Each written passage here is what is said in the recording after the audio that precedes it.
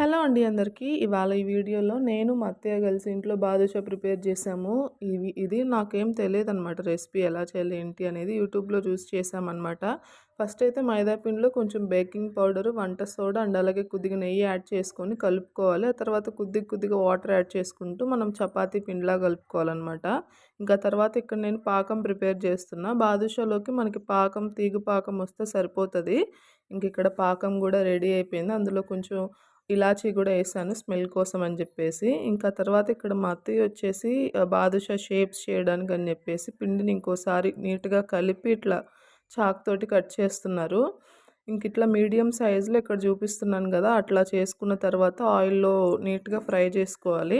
ఆయిల్‌లో అవి కొంచెం మీడియం ఫ్లేమ్‌లోనే పెట్టి ఫ్రై చేయాలి. ఇంకా తర్వాత గోల్డెన్ కలర్ వచ్చిన తర్వాత తీసి పాకంలో ఎయ్యాలనమాట. ఇట్లా రెడీ అవుతాయి.